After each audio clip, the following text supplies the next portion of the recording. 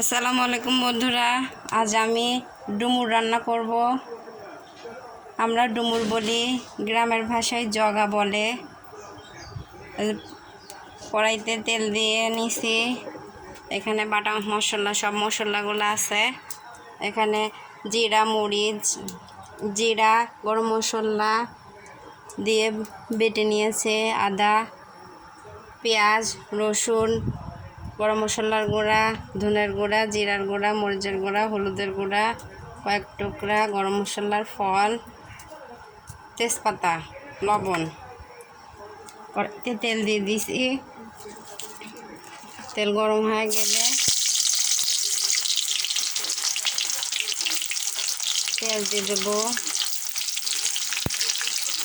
পেঁয়াজটা ভাজা হইলে, পেঁয়াজ রসুন ভাজা হইলে তারপরে মশলাগুলো দিয়ে দেবো। পেঁয়াজটা লাল লাল হয়ে ভাজা হয়ে গেলে বাটা মশলাটা, আদা বাটা,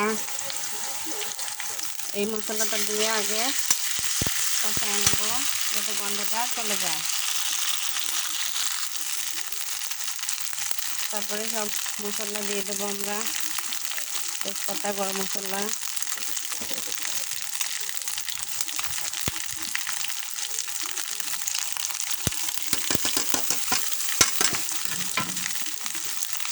মশলা পরিমাণ মতো ছিল, দিয়ে দিলাম। তরকারিটা খেতে মাংসের মতো লাগে।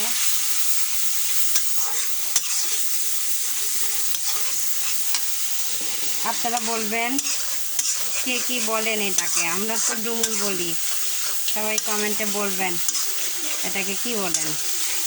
সুন্দর হয়ে লাল হয়ে তেল বের হয়ে গেছে। এখন আমরা ডুমুর রান্নাটা দিয়ে দেবো।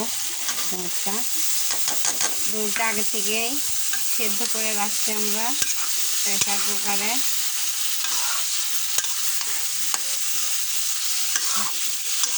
তেল বের হইলে আমরা পানি দেবো, কষাবো এখন অনেকক্ষণ। ডুমুরের উপর থেকে তেল বের হয়ে গেছে, আমরা সামান্য পরিমাণে পানি দেব।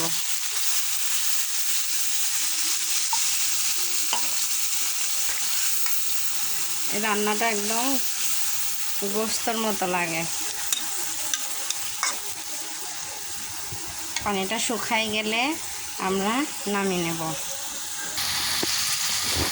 মশলা আমাদের রান্না শেষ। এই রান্নাটা যদি গোস্ত দিয়ে করা যায়, মুরগির গোস্ত, হাঁসের গোস্ত, গরুর গোস্ত, তাহলে আরও খেতে খুব সুন্দর লাগে, স্বাদ লাগে। ধন্যবাদ সবাইকে।